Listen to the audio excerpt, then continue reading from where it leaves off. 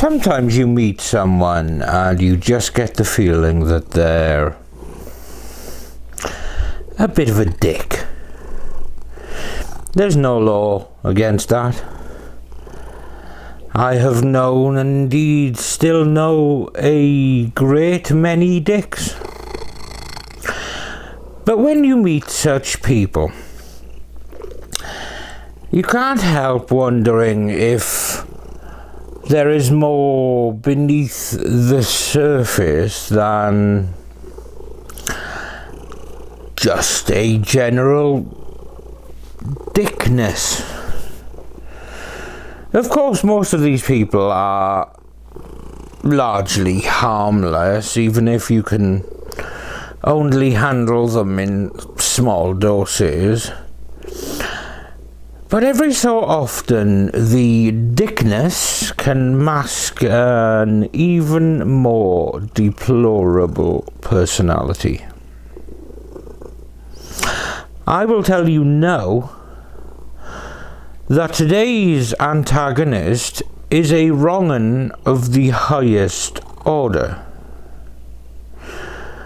But apart from niggling suspicions, it was difficult to build a case until this wrong-un had taken multiple lives.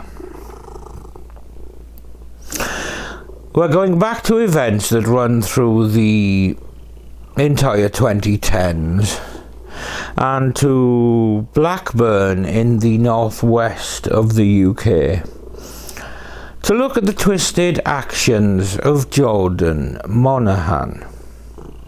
This is Murder of Crows.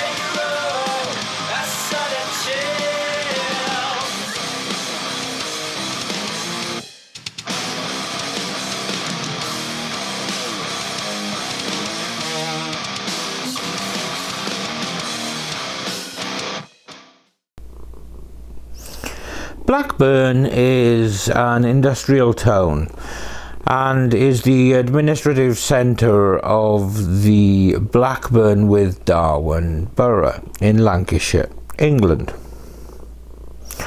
The town is north of the West Pennine Moors on the southern edge of the Ribble Valley, some 8 miles or 13 kilometres east of Preston, and 21 miles or 34 kilometres north-northwest of Manchester.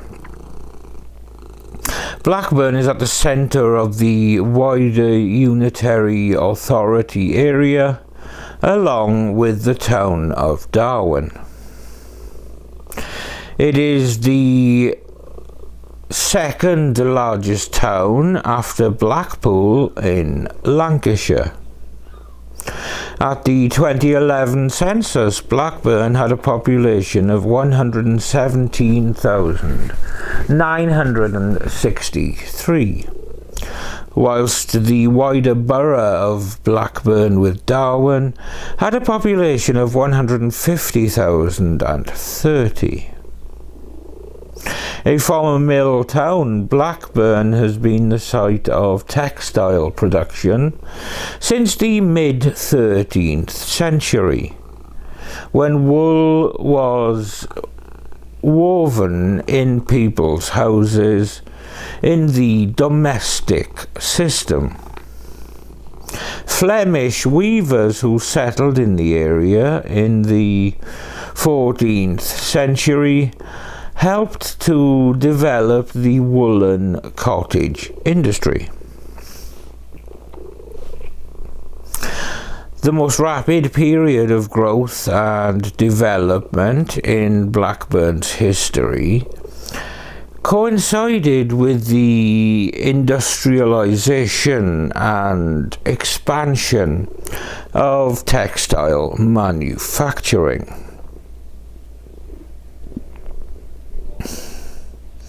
Blackburn's textile sector fell into decline from the mid-20th century and subsequently faced similar challenges to other post-industrial northern towns, with these challenges including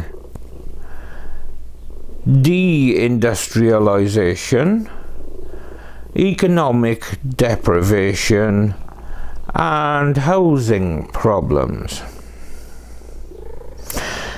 And when a child seems to be born a wrong 'un, then these social challenges compound the issues with bringing up a little bastard.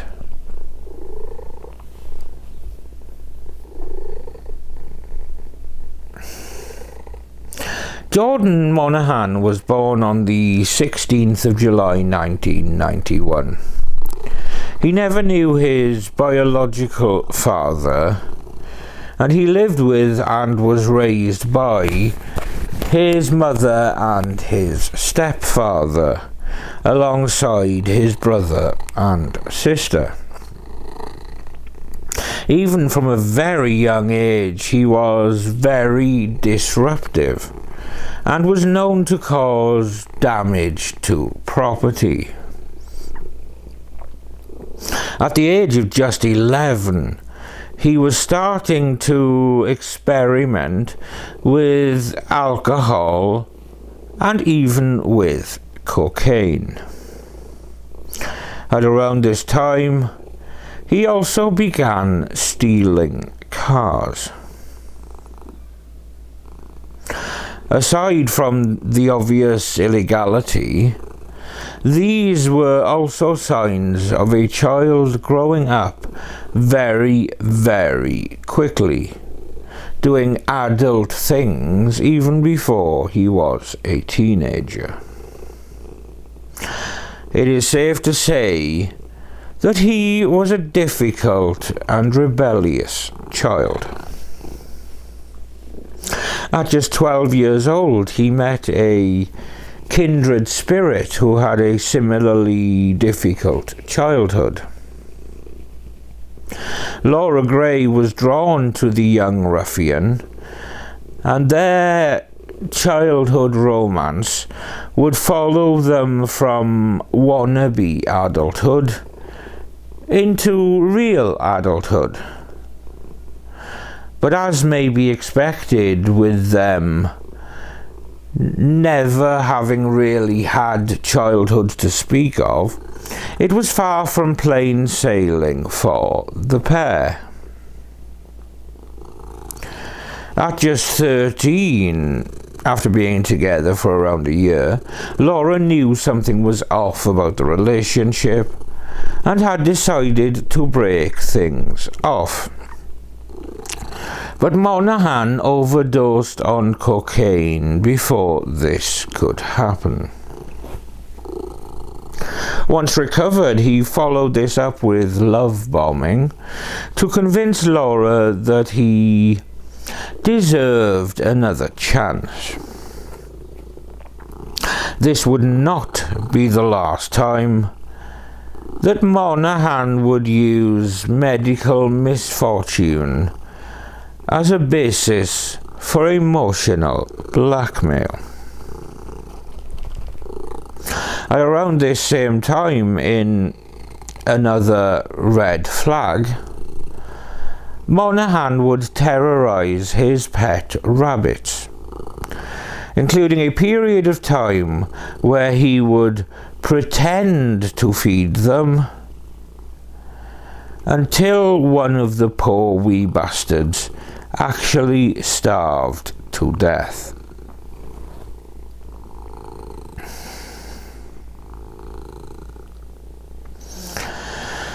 For Monaghan and Laura, The pretending to be adults would continue, as they would hit relationship milestones before they were anywhere near to being ready. When he was 17 and she was 16, Monaghan proposed. And just a year later, the two were setting up home together. Just kids playing at being grown-ups. But even early on, Monaghan was showing strong signs of abusive and coercive behaviour. He would isolate Laura from her loved ones and would closely monitor her phone calls and social media. He took a firm grip on the household finances, but this aspect at least would come back to bite him. Not that he took any responsibility for any of the things that happened regarding money. At around Christmas of 2010, Laura was perplexed to find that the household bills and rent were not being paid, in spite of Monaghan saying that they had been. Behind the bluff and the denials, Monaghan had a growing addiction to slot machines and online gambling. But an already fragile relationship was to be tested further when Laura discovered in early 2011 that she was pregnant.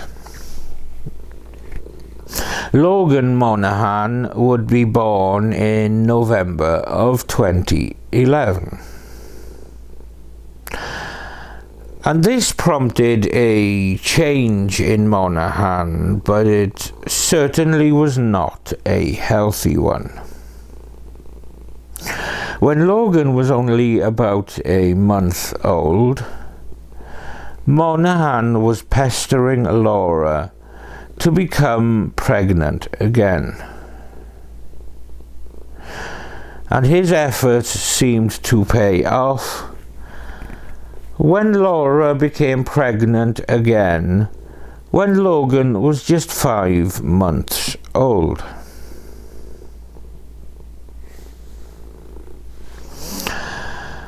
Laura was starting to get pretty sick of Monaghan's neediness and constant need for attention, especially when she was dealing with pregnancy and a young infant.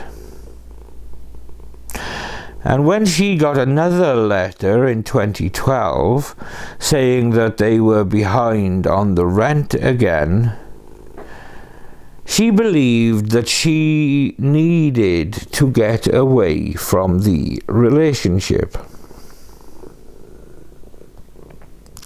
And when Laura was about to make that break,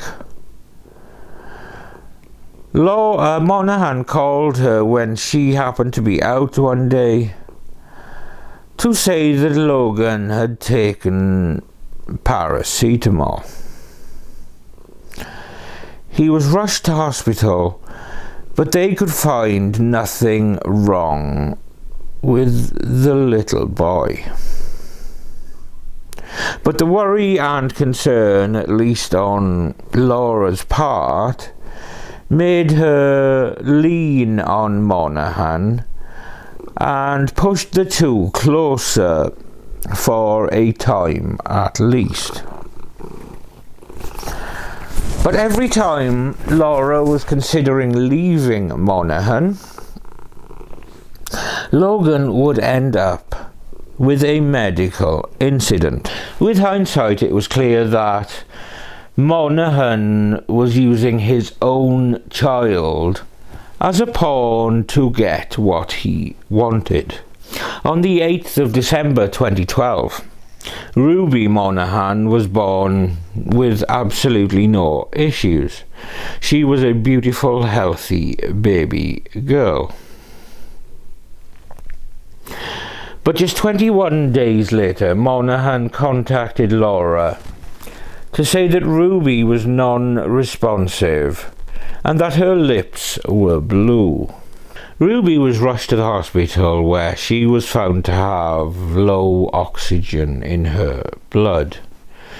She was displaying viral symptoms, but eventually over time she recovered and was discharged on New Year's Eve of 2012.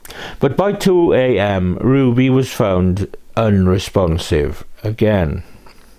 She was once again rushed to hospital, but tragically Ruby died at just 24 days old. Tests later indicated that Ruby had died of pneumonia.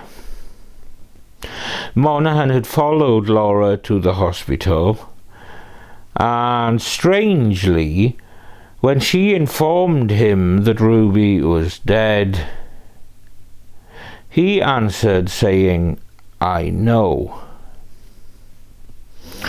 Further strangeness followed when the attending paramedics said that when they arrived, Ruby was already showing signs of rigor mortis, suggesting she had essentially been dead for some time before 999 had been called. While grief kept Laura and Monaghan together for a while longer, Laura decided to end things, or at least try to, and by coincidence, Logan became floppy, but no issues were found at the hospital. She tried to end things again shortly after, and this time Monaghan appeared to accept the news stoically. He asked only to spend the day with Logan, and then he would move out. He took Logan out in his pushchair and they went to the swimming pool. They spent 30 minutes in a changing room cubicle,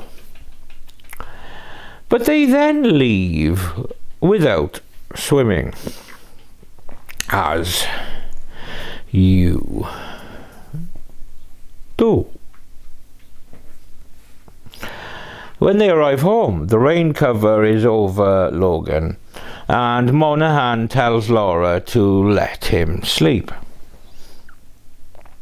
When Monaghan is on his way out to pick up a pizza later, he tells Laura to wake Logan up ready to have some food. But when she checks on him, he appears to be dead. Logan is dead at just 21 months. And his cause of death is noted as unascertained. This time grief does not keep the couple together, and Laura leaves the toxic relationship as a broken woman. But less than a year later, Monaghan meets 21-year-old Evie Adams. She was a shy and naive young lady, and after a bad start to life had found stability. As a young child, she had been put into the care system. But she was fostered as a 6-year-old, and the foster home proved to be a good fit. And her foster parents officially adopted her when she was 12. But now at 21, she crossed paths with Monaghan, who, predictably, love-bombed her before launching into a full-on relationship that just moved way, way too quickly. Pretty soon, Evie was showing up with unexplained bruises and injuries.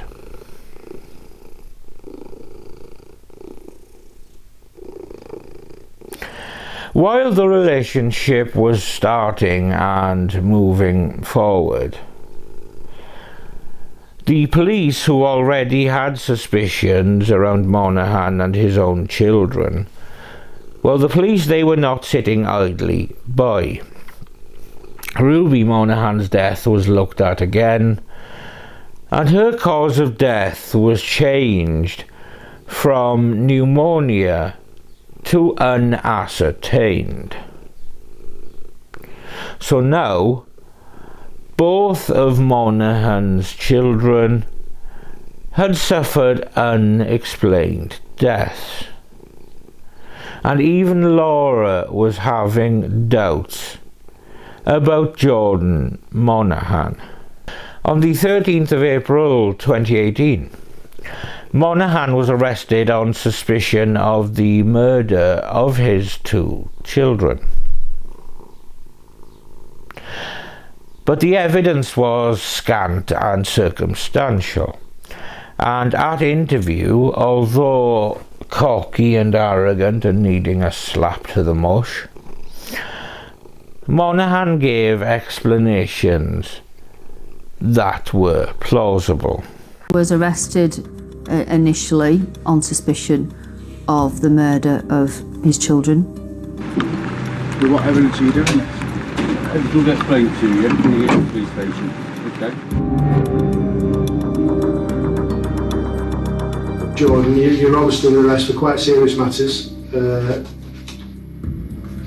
Again, ask you before we start, are you responsible for causing the deaths of either Ruby, Lowell? No. Right, okay.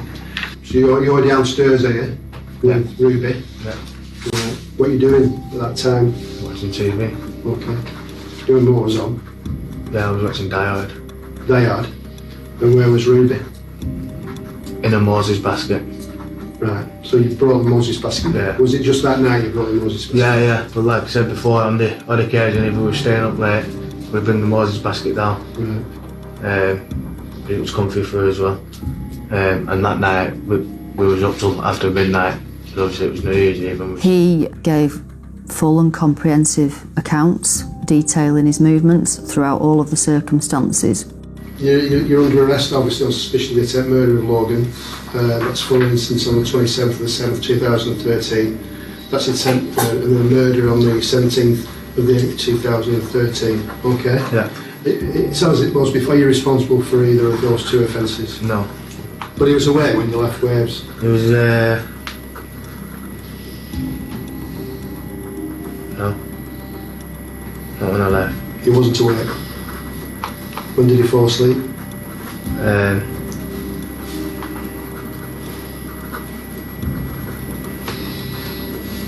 Just as we was coming out of Wales.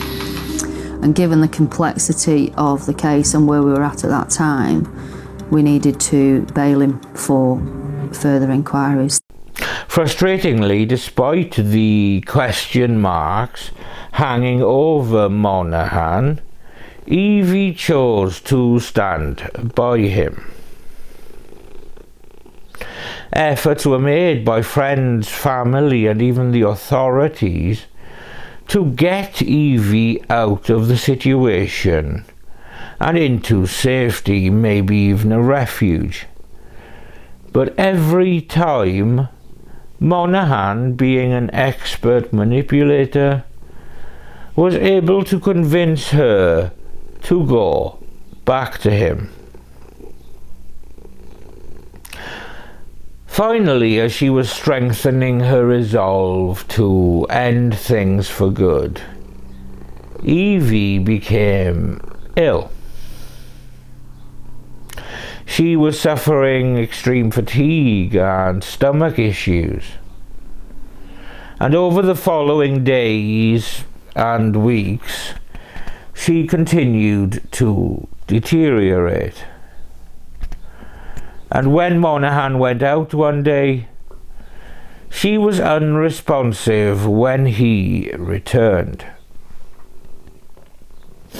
She was pronounced dead when the ambulance arrived. Monaghan did all he could to convince people that Laura had taken an overdose, but the police were not convinced.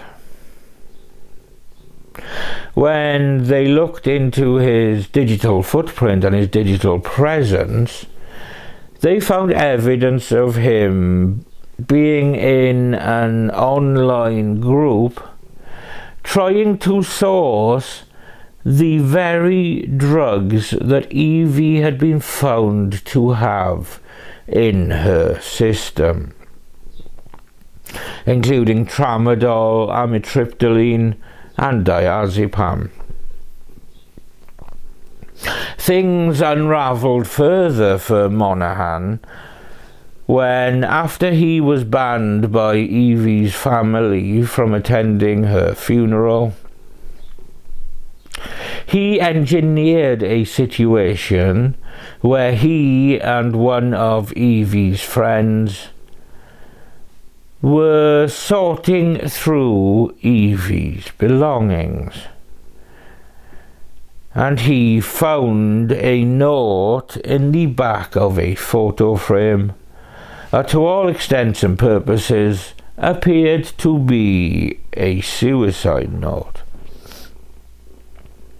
But the police were thorough, and the typed letter was given to forensic linguistic analyst Isabel Picornell, along with examples of both Evie's and Monaghan's writing styles. She concluded that the note was more likely to have been written by Monaghan than by Evie. Monaghan was then arrested, ostensibly for Evie's murder, but as investigations continued, charges for the murders of his own children were added. On the 17th of December 2021, Monaghan was found guilty of 3 counts of murder and 2 counts of attempted murder, and was sentenced to life imprisonment with a minimum term of 40 years before he could be considered for parole. Good afternoon, I'm DCI Pauline Stables of Lancashire Constabulary. First and foremost, my thoughts are with the family and loved ones of Ruby, Logan and Evie. Nothing will bring them back, but I hope today's conviction and sentence gives them some comfort. They've endured this hugely difficult trial with the utmost dignity, despite attempts by Jordan Monaghan to smear their characters.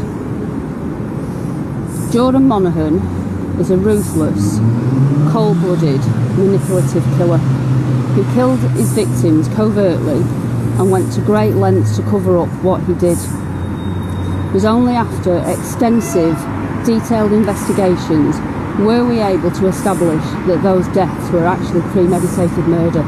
It's taken over 2 years to get this case to court, and it's taken Laura and her family a lot longer. Our thoughts are with Laura Gray and her family, as we know what they've been going through despite the conviction, it will not bring our daughter Evie back or ease the pain of her not being with us. I want to give you an insight into my children.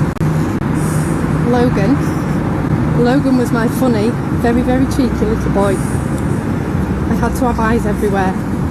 He once got in the freezer and he came out sucking a sausage. I'll never forget that day. To say he was only small, he was fiercely independent, but of course he loved a cuddle from his mummy. He was a super little dancer and loved to bop his way around the room to Troublemaker by Ollie Murs. Ruby. With Ruby, I only had her a very short time, only a short 24 days. 24 days is not long enough for a newborn to smile, see clearly or develop their own little character. She didn't get the chance to see me clearly, and I didn't get the opportunity to savour her gorgeous first smile that I know she would have had. I've lost out on her first giggle, her first word, and the first steps that she would have taken. Ruby, like Logan, however, did also love a cuddle from a mummy. I only have one photograph of Ruby and I, and this will never be enough. In July of 2022, his minimum term was increased to 48 years after the Attorney General, Suella Braverman, referred the sentence to the Court of Appeal because it was felt that it was unduly lenient. His appeal against his convictions was rejected in February of 2023. And that was the harrowing story of a cockwomble who would go to any lengths to get his own way, no matter who got hurt. Two defenseless children, his own children no less, as well as a naive and easily exploited young woman, were all his victims as he tried to bend events to his will. He is exactly where he belongs, and long may he rot. This video is of course dedicated to these three wonderful souls. Two were just infants, and the other had recovered from a rough start in life, only to fall into the web of a manipulative man-child. I send love and condolences to all of those affected by these needless deaths, especially Laura Gray, who was also a victim of this so-called human.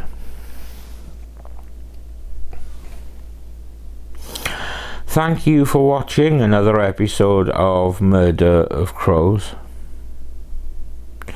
Please like, share and subscribe, yada yada yada. You know the drill.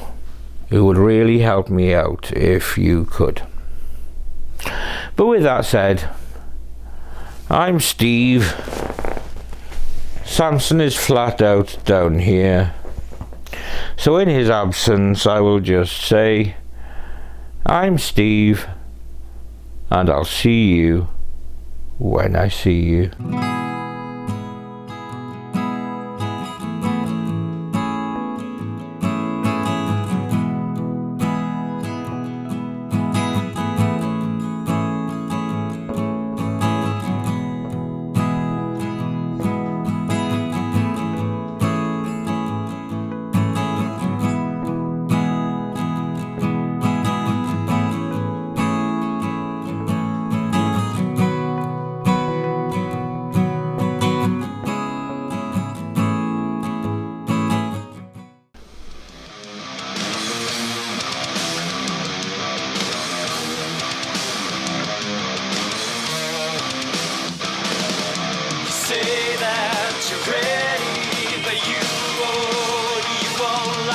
say